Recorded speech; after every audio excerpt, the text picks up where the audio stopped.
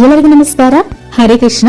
ನಮ್ ಶತ್ರುಗಳು ಎಷ್ಟಾದ್ರೂ ಕಠೋರವಾಗಿರ್ಲಿ, ಅವರು ಎಷ್ಟೇ ಕಠೋರವಾದ ನಿಂದನೆ, ನೋವು ಇದೆಲ್ಲವನ್ನ ನಮಗೆ ನೀಡಿರ್ಲಿ, ಎಷ್ಟಾದ್ರೂ ಹಿಂಸೆ, ದುಃಖ, ನೋವನ್ನ ನೀಡಿರ್ಲಿ, ಆದ್ರೆ ನಾವು ಅವರನ್ನ ಒಂದು ಸಲ ಕ್ಷಮಿಸಿ ಬಿಡೋಣ ಶಾಶ್ವತವಾಗಿ.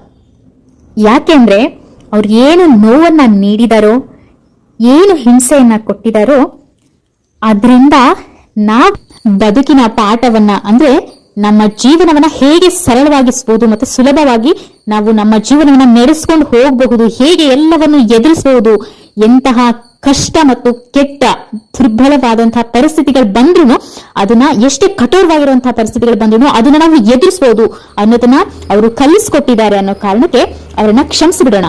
ಒಂದು ವೇಳೆ ನಾವು ಕ್ಷಮಿಸದೆ ಮನಸ್ಸಲ್ಲಿ ಇಟ್ಕೊಂಡ್ವಿ ಅಂತ ಅನ್ಕೊಂಡ್ರೆ, ನಾವು ಅವ್ರು ಕೊಟ್ಟ ನೋವನ್ನ ಎಲ್ಲಿವರೆಗೂ ಮನಸ್ಸಲ್ಲಿ ಇಟ್ಕೋತೀವೋ ಅಲ್ಲಿವರೆಗೂ ನಾವು ಕೊರಗ್ತಾನೆ ಇರ್ತೀವಿ. ಅದರಿಂದ ಆಚೆ ಬರೋಕ್ಕಾಗೋದೇ ಇಲ್ಲ.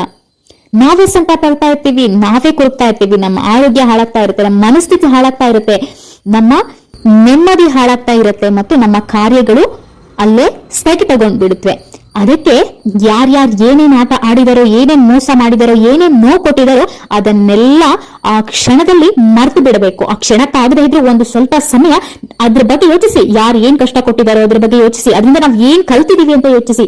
ಅವ್ರು ಕೊಟ್ಟ ಕಷ್ಟವನ್ನ ಪದೇ ಪದೇ ನೆನಿಬೇಡಿ. ಅದರಿಂದ ನಾವ್ ಏನ್ ಕಲ್ತಿದೀವಿ ಅನ್ನೋದನ್ನ ಪದೇ ಪದೇ ನೆನಪು ಮಾಡ್ಕೊಳ್ಳಿ. ಆಗ ನಾವು ಏನನ್ನೋ ಕಲ್ತಿದೀವಿ, ನಾವು ಸ್ವಲ್ಪ ಸ್ಟ್ರಾಂಗ್ ಆಗಿದ್ದೀವಿ. ಇನ್ನೂ ಕಷ್ಟಗಳು ಬಂದಾಗ ಎದುರಿಸೋ ಶಕ್ತಿ ನಮ್ಮಲ್ಲಿ ಬಂದಿದೆ ಅಂದ್ರೆ ಅದಕ್ಕೆ ಅವ್ರು ಕೊಟ್ಟಿರೋ ಕಷ್ಟಗಳೇ ಕಾರಣ, ನೋವುಗಳೇ, ಹಿಂಸೆಗಳೇ ಕಾರಣ ಅಂತ ಗೊತ್ತಾಗುತ್ತೆ. ಅವಾಗ ಮನ್ಸಾರೆ ಅವ್ರನ್ನ ಕ್ಷಮಿಸಿ ಆ ಕಷ್ಟಗಳನ್ನ ಸಮೇತ ಅವರ ನಿನ್ನತನ್ನ ತೆಗೆದು ಹೊರಗಾಕ್ಬಿಡಿ. ಆಗ ನೋಡಿ ಮನಸ್ಸು ಶುದ್ಧವಾಗಿ ಶಾಂತವಾಗಿರುತ್ತೆ. ಹಾಗೆ ನೆಕ್ಸ್ಟ್ ನಾವು ಜೀವನದಲ್ಲಿ ಏನೇ ಬಂದ್ರು ಎದುರಿಸೋದಕ್ಕೆ ರೆಡಿಯಾಗಿರ್ತೀವಿ ಅಂತ ಅರ್ಥ. ಸೊ ಹಾಗಾಗಿ ಕಷ್ಟ ಕೊಟ್ಟವ್ರನ್ನ, ನೋವು ಕೊಟ್ಟವ್ರನ್ನ ಕ್ಷಮಿಸಿ ಮನಸ್ಸನ್ನ ಶುದ್ಧವಾಗಿಟ್ಕೊಳ್ಳಿ. ಆಗ ನಿಮ್ಮನ್ನ ನೋಡಿ ಸ್ವಯಂ ಭಗವಂತನೇ ಕರಗಿ ಹೋಗ್ತಾನೆ. ಅವನು ಆ ಕ್ಷಣದಿಂದ ನಿಮ್ಮ ಜೊತೆ ನಿಂತ್ಕೊಂಡು ನಿಮ್ಮ ಕೈ ಹಿಡಿದು ನಡೆಸೋದಕ್ಕೆ ಶುರು ಮಾಡ್ತಾನೆ. ಇದು ಸತ್ಯ. ಜೊತೆಗೆ ಅವನಿಗೂ ಕೃತಜ್ಞತೆ ಹೇಳೋದನ್ನ ಮರಿಬೇಡಿ. ಯಾಕೆ ಹೇಳಿ, ಈ ಕಷ್ಟಗಳನ್ನ ಕೊಟ್ಟ ವ್ಯಕ್ತಿ ನಮ್ಮ ಜೀವನದಲ್ಲಿ ಬಂದಿರೋದಕ್ಕೆ ನೀನೇ ಕಾರಣ. ನಿನ್ನಿಂದಾನೇ ನಾನು ಇದೆಲ್ಲವನ್ನು ಕಲಿತ್ಕೊಂಡಿದ್ದೀನಿ. ನೀನೇ ಕಲಿಸಿದ್ಯಾ ಇದನ್ನೆಲ್ಲ. ಈ ಕಷ್ಟಗಳನ್ನೆಲ್ಲ ಕೊಟ್ಟಿದ್ದು ನೀನೇನೆ ಕಾರಣ, ನನ್ನನ್ನ ಗಟ್ಟಿಗೊಳಿಸೋದಕ್ಕೆ, ಸ್ಟ್ರಾಂಗ್ ಮಾಡ್ಲಿಕ್ಕೆ, ಎಲ್ಲವನ್ನು ಎದುರಿಸೋ ಶಕ್ತಿಯನ್ನ ನನ್ನೊಳಗೆ ತುಂಬೋದಿಕ್ಕೆ. ಅದಕ್ಕೆ ನಿನಗೆ ಥ್ಯಾಂಕ್ಸ್, ನಿನಗೆ ಧನ್ಯವಾದಗಳು ಅಂತ ಅವನಿಗೆ ಹೇಳಿ ನೋಡಿ. ಯಾವಾಗ ನೀವು ನಿಮ್ಮ ಜೀವನದಲ್ಲಿ ಏನೇ ಆದರೂ ಸಹ ಅದು ಭಗವಂತನಿಂದಲೇ, ಅದು ಆ ಶ್ರೀ ಕೃಷ್ಣ ಪರಮಾತ್ಮನಿಂದಲೇ ಎಂದು ನಂಬೋದಕ್ಕೆ ಶುರು ಮಾಡ್ತಿರೋ ಆ ಕ್ಷಣದಿಂದ ನಮ್ಮ ಬದುಕಲ್ಲಿ ಉತ್ತಮವಾದ ಬದಲಾವಣೆಗಳು ಆಗ್ಲಿಕ್ಕೆ ಶುರುವಾಗುತ್ತೆ. ಒಂದಂತೂ ಸತ್ಯ, ಯಾರ್ ಬರ್ಲಿ ಯಾರ್ ಹೋಗ್ಲಿ, ನಮ್ಮ ಜೀವನದಲ್ಲಿ ಏನ್ ಆಗ್ಬೇಕು ಅಂತ ಇರುತ್ತೋ ಅದು ಆಗೇ ಆಗುತ್ತೆ. ನಾವ್ ಏನೆಲ್ಲ ಅನುಭವಿಸ್ಬೇಕು, ಯಾವ್ದನ್ನ ಅನುಭವಿಸಬಾರ್ದು ಅಂತ ಇರುತ್ತೋ ಅದನ್ನೆಲ್ಲ ಅನುಭವಿಸ್ತೀವಿ. ಎಲ್ಲಿ ಕಷ್ಟ ಅನುಭವಿಸ್ಬೇಕು ಅಂತ ಇರ್ತೀವೋ ಅಲ್ಲಿ ಕಷ್ಟವನ್ನ ಅನುಭವಿಸ್ತೀವಿ. ಎಲ್ಲಿ ಅಗಾಧವಾದ ಸುಖ ಸಂಪತ್ತನ್ನ ಅನುಭವಿಸ್ಬೇಕು ಅಂತ ಇರುತ್ತೋ ಅಲ್ಲಿ ಅದನ್ನ ನಾವು ಅನುಭವಿಸ್ತೀವಿ. ಜೀವನದಲ್ಲಿ ನಾವು ಪೂರ್ತಿ ಕಷ್ಟವನ್ನೇ ಅನುಭವಿಸ್ತೀವಿ ಅಂತ ಏನಿರೋದಿಲ್ಲ. ಎಲ್ಲಿ ನಾವು ಕಷ್ಟವನ್ನೇ ಪರಿಪೂರ್ಣವಾಗಿ ಅನುಭವಿಸ್ತಾ ಬರ್ತಾ ಇರ್ತೀವೋ ಅದಕ್ಕೆ ಕೊನೆ ಅನ್ನೋದಿರುತ್ತೆ. ಸಮಯ ಕಳೆದು ಹೋದಾಗ ಕಷ್ಟ ಕಳೆದು ಹೋಗತ್ತೆ. ಹಾಗೆ ಸುಖದ ಸಮಯನೂ ಪ್ರಾರಂಭ ಆಗತ್ತೆ. ನಂಬಿಕೆ ಇಟ್ಕೊಂಡು ಸಾಕ್ತಾ ಇರ್ಬೇಕು ಅಷ್ಟೇ. ಕಷ್ಟ ಕೊಡೋರು ಬರ್ತಾರೆ, ಹಾಗಂತ ಜೀವನ ಪರ್ಯಂತ ಅವ್ರು ನಮ್ ಜೊತೆಗಿರಲ್ಲ. ಒಂದು ಸಮಯ ಬಂದಾಗ ಅವ್ರನ್ನ ನಮ್ಮ ಬದುಕಿಗೆ ಕರ್ಕೊಂಡ್ ಬರ್ತಾನೆ.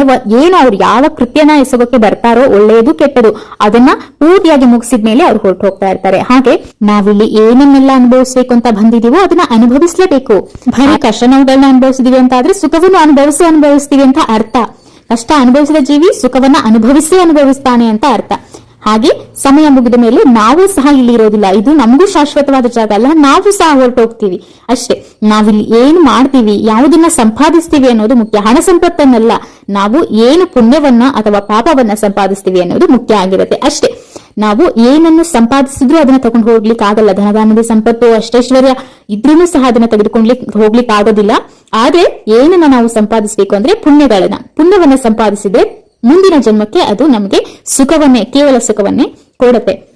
ಹಾಗಾಗಿ ಕಷ್ಟ ಬಂತು ಅಂತ ಹೆದರೋ ಅಗತ್ಯ ಇಲ್ಲ. ಕಷ್ಟ ಬಂದಿದ್ಯಾ, ಅಬ್ಬಾ ಸದ್ಯ ಇದು ನನ್ನ ಕಷ್ಟದ ಸಮಯ, ಅಂತೂ ಇಂತೂ ಅನುಭವಿಸ್ತಾ ಇದ್ದೀನಿ, ಇದನ್ನ ಕಳೆದು ದಾಟಿ ಮುಂದೆ ಬರ್ತೀನಿ, ಇನ್ ಮುಂದೆ ಸುಖವಾಗಿರ್ತೀನಿ ಅನ್ನೋ ನಂಬಿಕೆಯಿಂದ ಸಾಕ್ತಾ ಇರಬೇಕು. ಆಗ ಖಂಡಿತವಾಗ್ಲೂ ಸುಖವಾಗಿ, ಶಾಂತಿಯಿಂದ, ನೆಮ್ಮದಿಯಿಂದ, ಆರೋಗ್ಯವಾಗಿ ಇರ್ಲಿಕ್ಕೆ ಸಾಧ್ಯವಾಗುತ್ತೆ.